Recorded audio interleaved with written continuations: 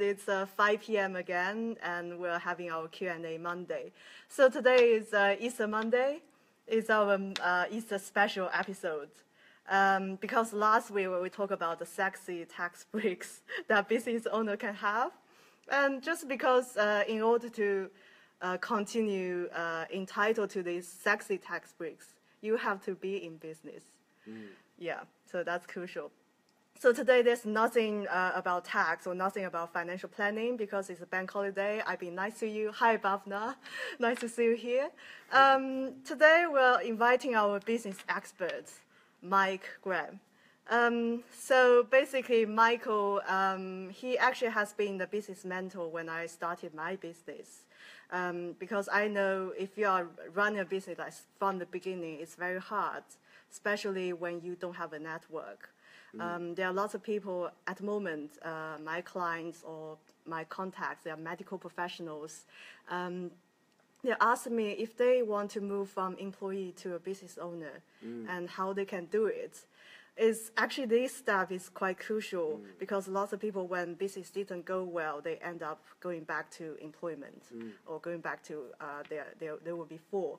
So actually, Michael has helped me from the beginning. Like at the beginning, the first 5 months, I only had 2 clients, but then after that, I had 22 clients in 6 months' time. So I kindly invited Michael here to answer your questions. So hopefully at the end of this Facebook Live, you will have some valuable takeaway to really implement into your business and to grow your sales. Okay, so Michael, to start with, I've just briefly introduced you. Just introduce yourself and say hi to the audience. Great. Hi, guys. So like Hannah said, my name is Michael Graham.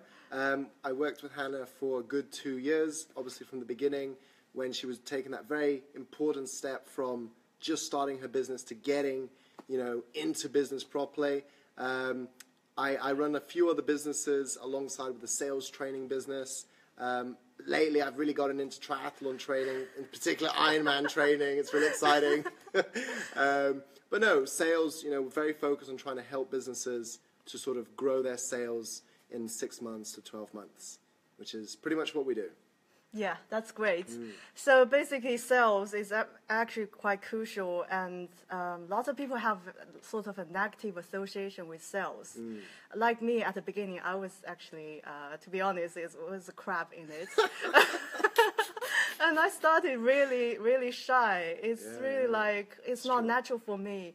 I thought being in sales, I need to be like, some people was like sharks, was like that. But actually, when Michael helped me, I didn't have to change the way I am. It just, I really just stay focused and really implement the system and add more heart into it. So at the moment, now it's been 3 years, hard 3 years. Now it's almost a second nature for me when getting to the conversation with prospects. And also the most powerful thing is, at the beginning I had a script, but then now I don't need it. And I just need to add more heart into it. That make it more powerful. So let's just talk about how we can get you also into the position I am now. So just to start with, because we work with my business, accounting business, I work with lots of medical professionals, and you have actually worked with a private practice, like in medical area. So would you just talk about this? So we worked with a lot of clients when we first started our business. We went through a year where we worked with 70% of Harley Street as clients. We actually had some really big clients down there on Harley Street as clients. And they all fluctuated. Some of them were doing really well. Some of them weren't doing so well. They all had different problems or areas that they wanted to fix, right? And I think one of the biggest problems with the medical industry in particular, when it comes to sales, is that there is a bit of a negative attitude towards selling, towards building impulse, towards getting people excited, towards getting people motivated to wanting to work with you. I think a lot in the UK, a lot of people think that if you work in a medical sort of business or job and you're good at what you do, then people should just buy it. They should just pay you. But it doesn't really work like that, And with medical companies, if you can learn to just set yourself aside and really show your expertise and show how good you are and show your value, people are willing to pay you 3 times as much sometimes for the same thing you did before, you know? Teaching things like how to pitch properly, how to have a proper sales process. Very simple things, but when people do them properly, you can charge, you can do the same service, the same product, but you're going to look so much better than your competition that you can actually charge so much more, you know, which was a really interesting thing that we found when working with, you know, with clients down in Harley Street. Yeah. Yeah, that's actually very valuable input because I had a actually very similar attitude at the beginning, like accountants or doctors, like professional. We think if we are good at what we do and people should pay you for it. Actually, it's very, when you get into the business, it's very different mindset. Very different. Because you get to learn to communicate your value and really why you are different, why people should pay you more than the other person, than the other private practice or than the other accountancy firm.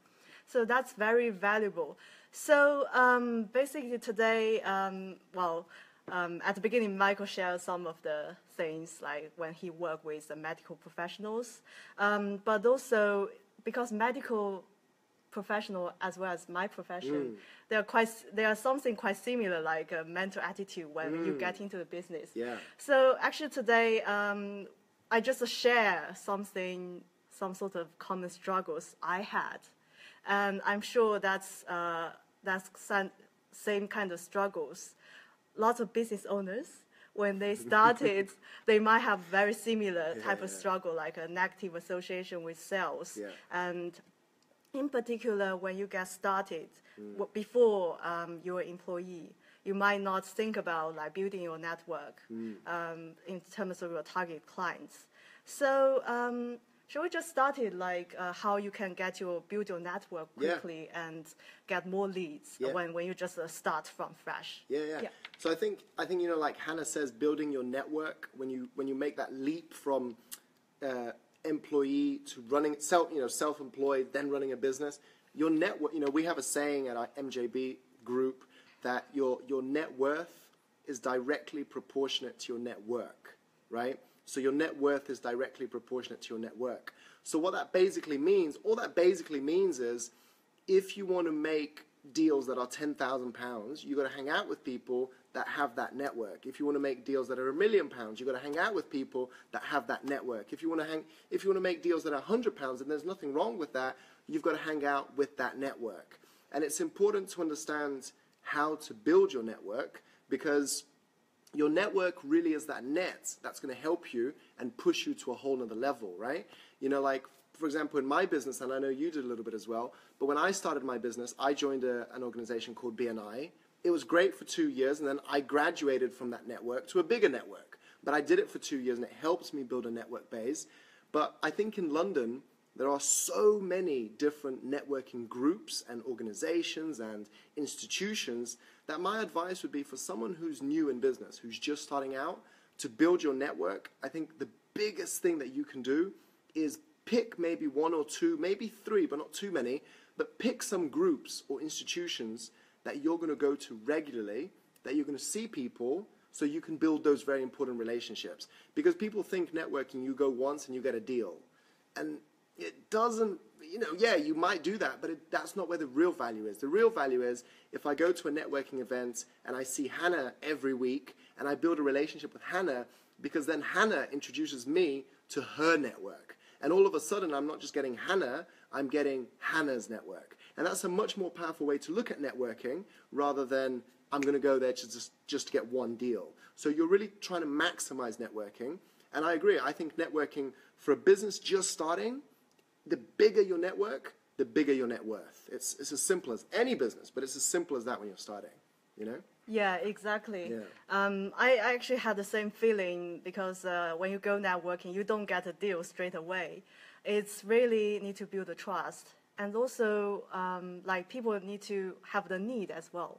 But actually, when in terms of like getting sort of some quick sales, probably lots of people when they started, how I can get the sales quicker. I think when you start, because when you start a business, if we're honest with each other, right? When you start a business, you're excited, everything is exciting, but actually you need to start making money, right? Because Yeah. otherwise your business becomes a hobby. Yeah. So you need to make money relatively fast. You know, you need to make some money, right? So the point is, a great sales pitch and a great sales process will help you when you meet people to get them interested in what you're doing. So for example, if I'm an accountant and I'm networking and someone meets me and goes, so what do you do? You know, that very famous "what do you do" line.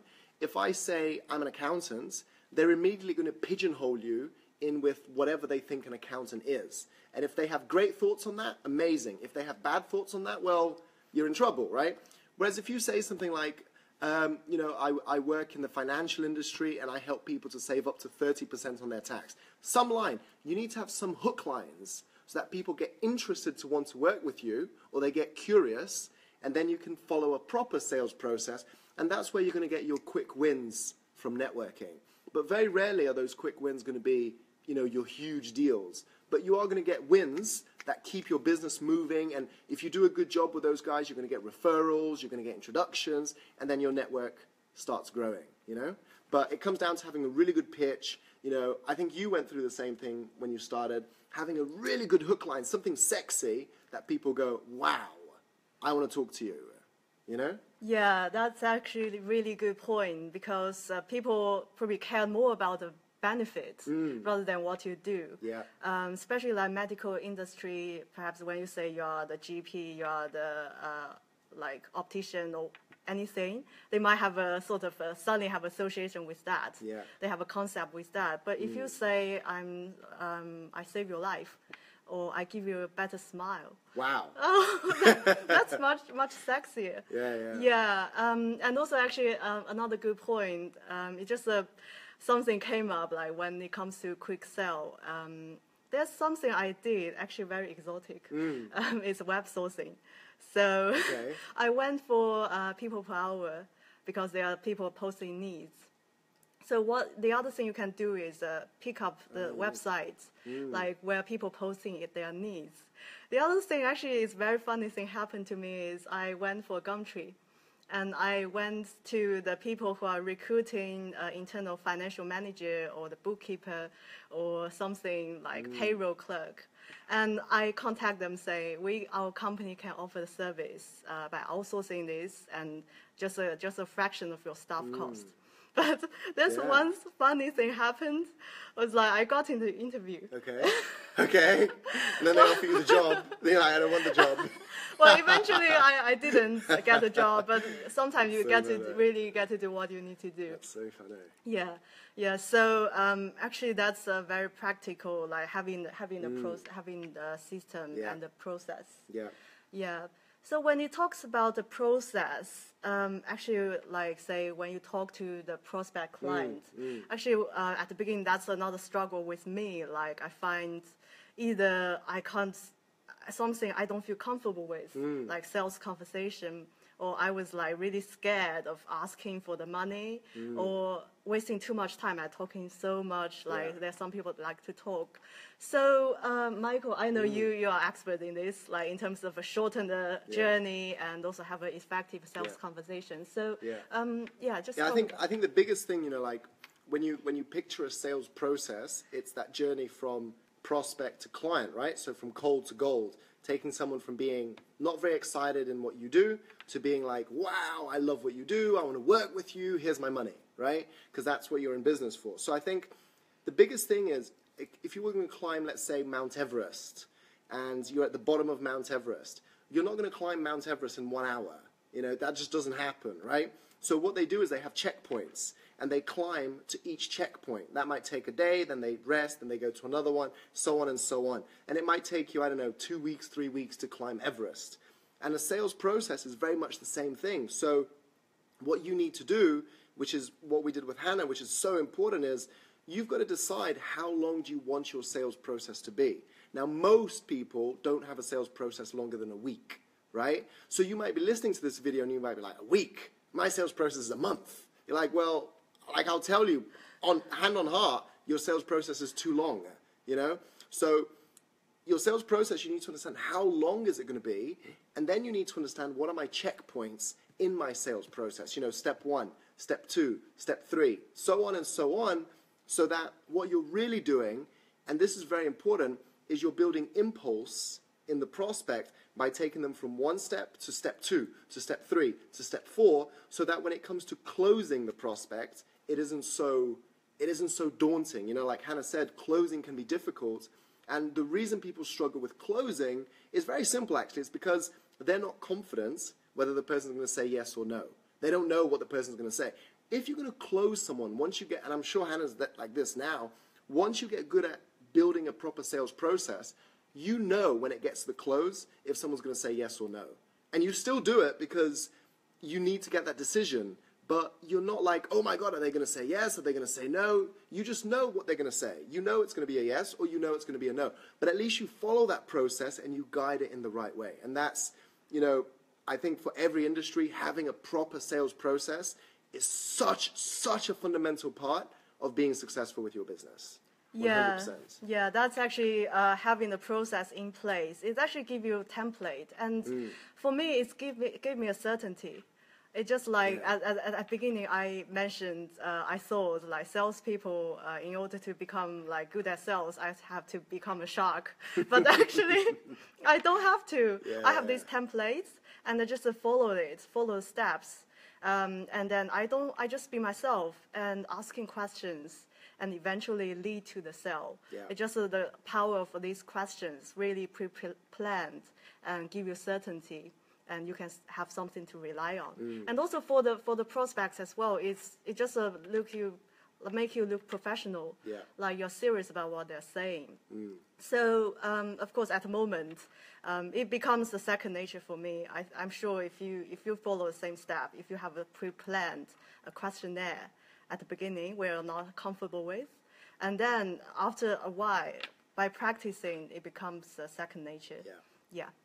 Okay, so that's a process is a very good point. And when you talk about like how long is your process and the checkpoint, it's actually there's one thing actually came up because when we say we don't close the clients in one meeting, we need more than one or sometimes like 10. A few. One thing actually after the meeting. It's sometimes people were struggling saying they know they have to follow through. Like follow up. After the meeting. But some people are not comfortable, like including me. I thought if I follow up and it feels like pushy, it feels like I'm desperate. So what would be the best strategy for this? So I think number one, you know, the best. You know, there was a really interesting article done last year actually by IBM. So IBM got all the sales statistics of people in the United Kingdom, salespeople in the United Kingdom, and they said that 87% of sales take more than 5 follow-ups, right? So 87% of sales takes more than 5 follow-ups, yet 92% of people won't follow up more than 3 times. So when you think of that as a statistic, it means so many people are missing out on so many deals, right? And, okay, so let's think about why someone doesn't come back to you. There could be loads of reasons. They could be busy.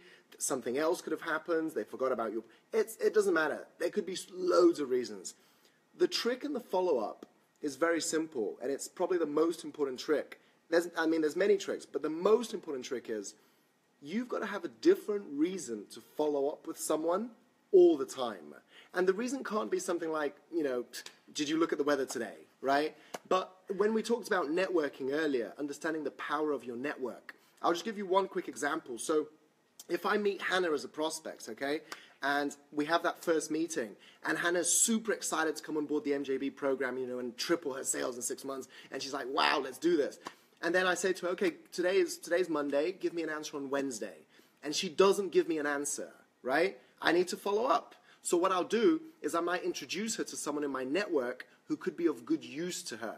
So I'll make that introduction. So that's my first follow-up. I go, did you get this introduction? I then follow up on that. And I'm checking to see that she got that introduction, that she spoke to that person.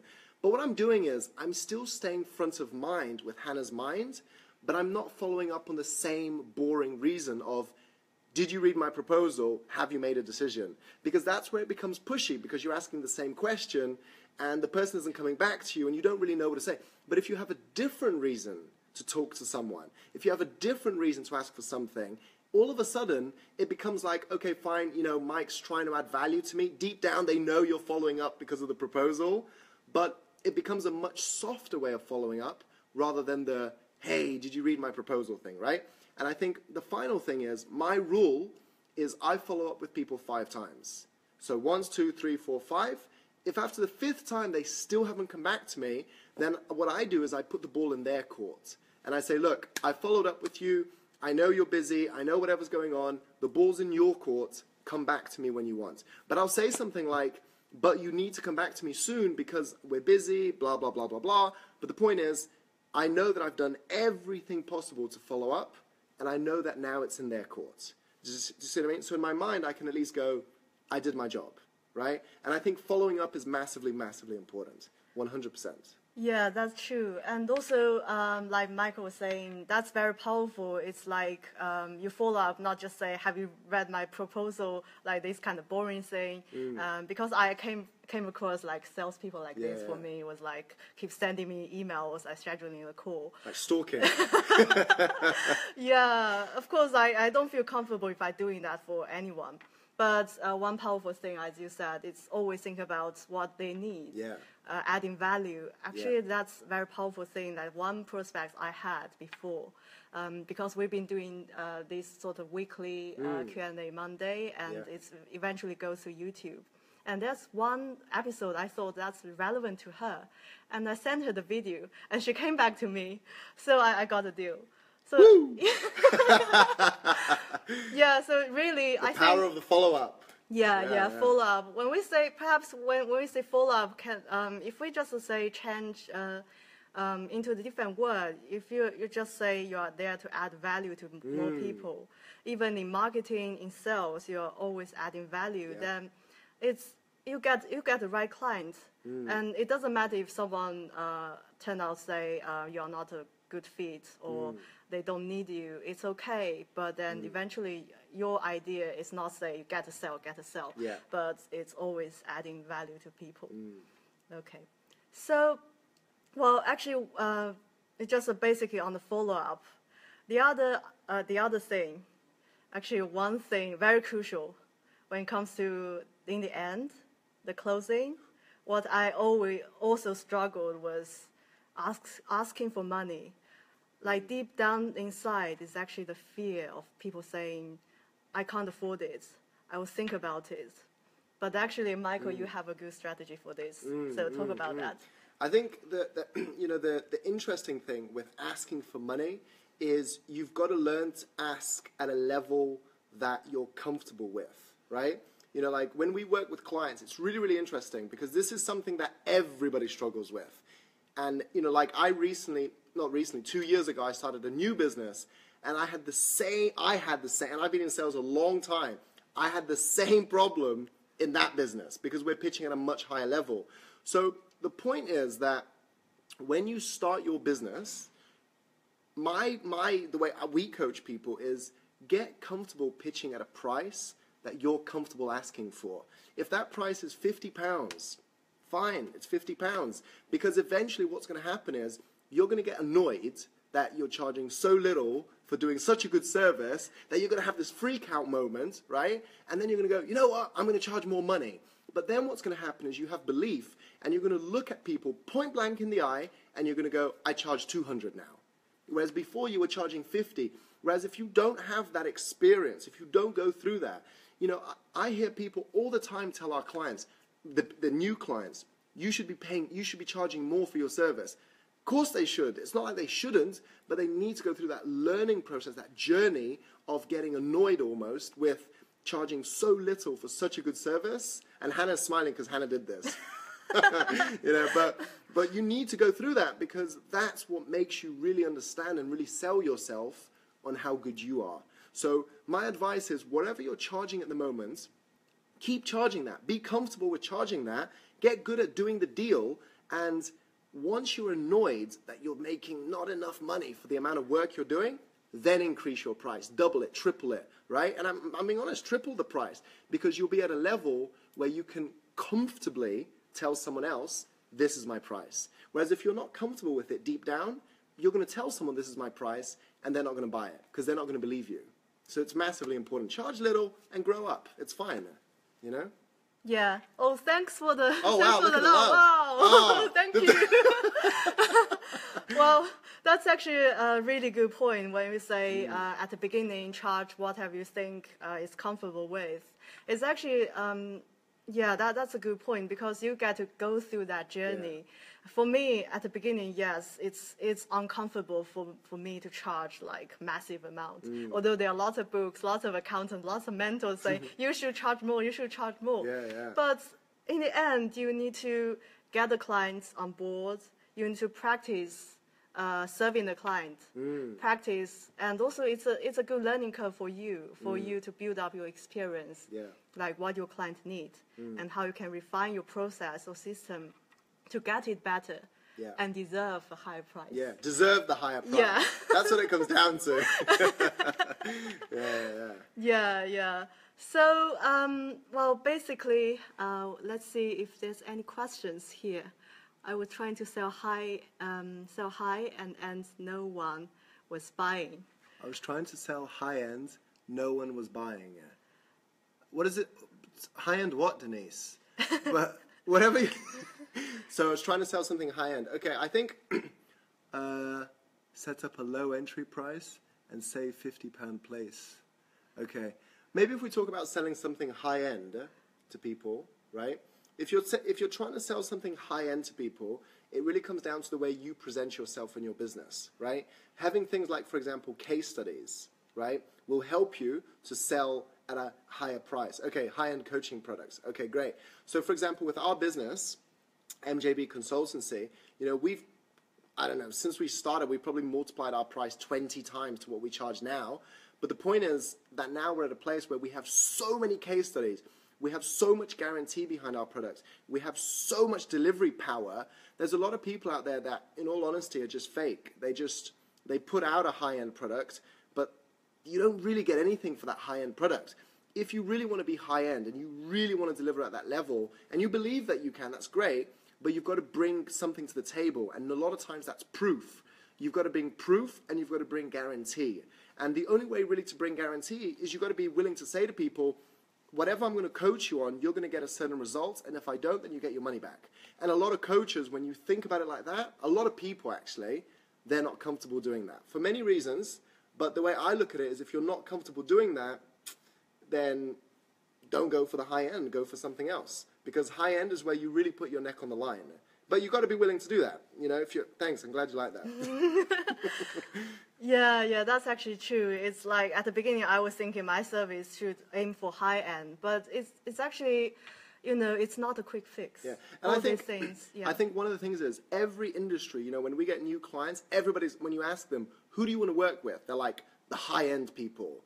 I really don't understand this concept because think about it, right? The market, for example, for a Ferrari, right, which is high end, is much smaller than the market, for example, of Ford.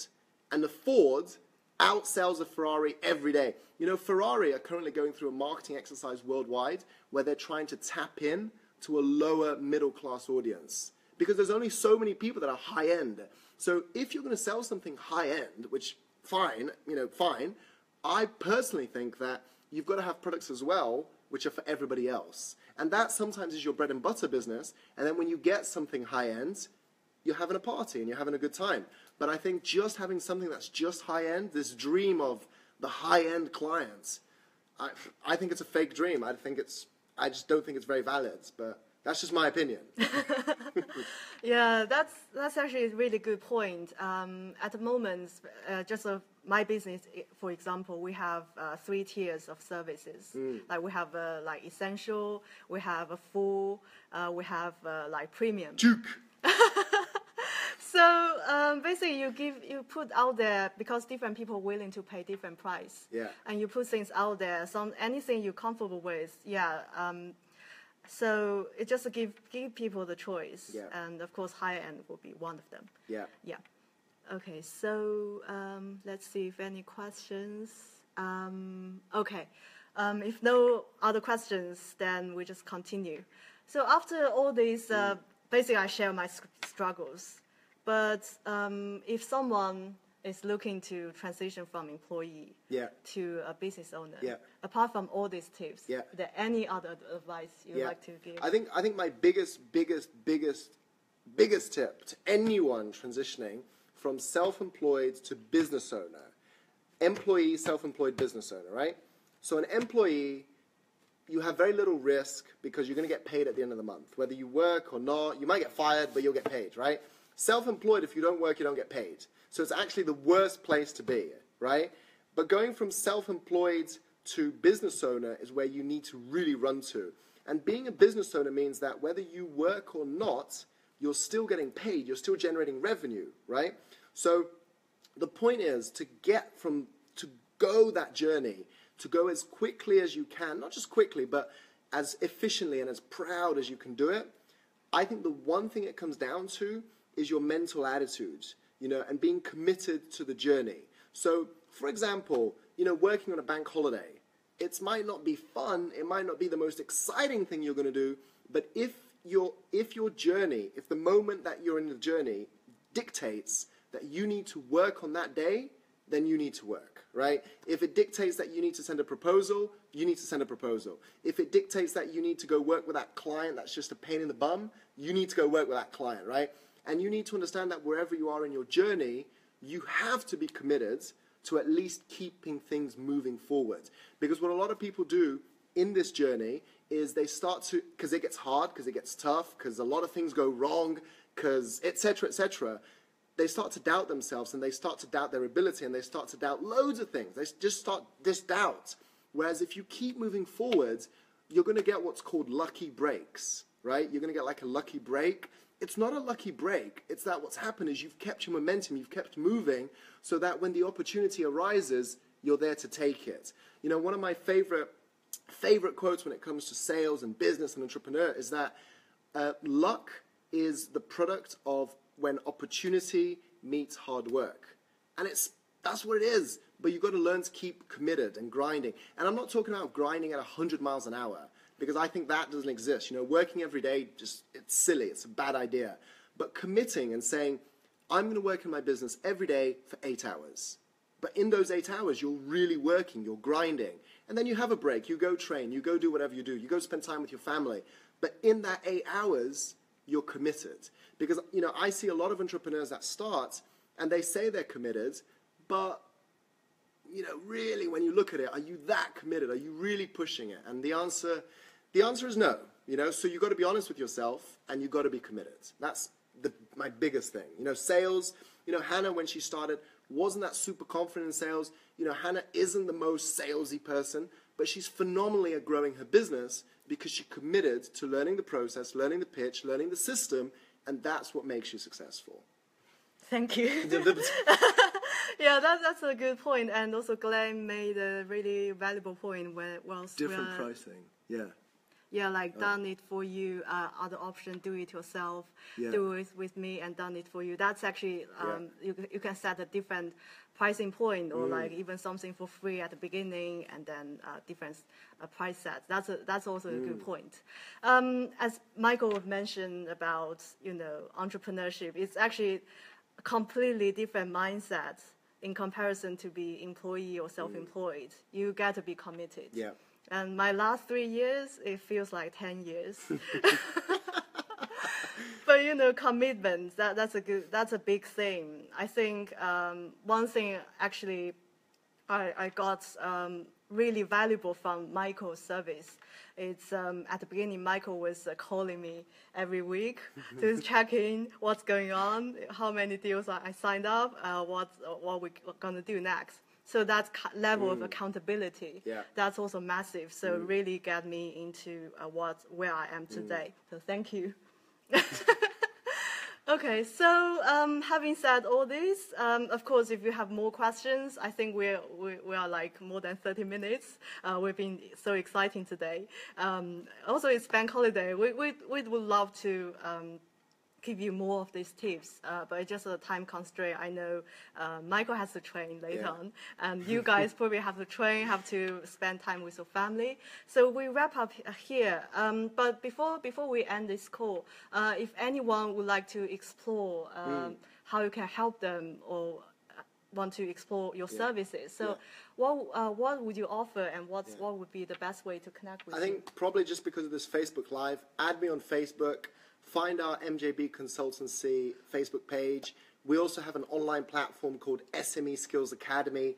Find that, like that page. If you want to have a chat, just add me on Facebook, send me a message, and we can have a chat. We can have a chat over the phone, and, we can talk about your business and see where you want to go. But that would probably be the best place. Yeah. And also one quick note is Michael is in our exclusive Facebook group, Tax Deductible Lifestyle Tribe. So you can find him here. Yeah. After this call, I'll share this video there, and also perhaps Michael, you can put your links. Fantastic. So you can connect with Michael through there as well. I'm sure most of you in this call, you are there. But if you're not, if you would like to join, please be free to request to join, and I'll approve you. Okay, so, well, thank you very much, guys. You guys have been really... a lot of love. Yeah, lots of love today, yeah. So, of course, it's a bank holiday, and I promise I'm not going to talk about tax. So, I didn't talk about tax at all today. It's purely... I know there are people wanting to start a business, and I know exactly a journey, how difficult it will be. I think this will help you, give you some practical things that you can implement. Even if you are at a point that you're feeling stuck or have reached a plateau, perhaps some of the ideas will help you break through. Okay, so I hope you find this call useful, and if you like this video, like it or share this with your friends. If you want to find out more, request to join our Facebook group or connect with myself or Michael. So hope you have a nice Monday, Easter Monday, and I'll see you soon. Bye.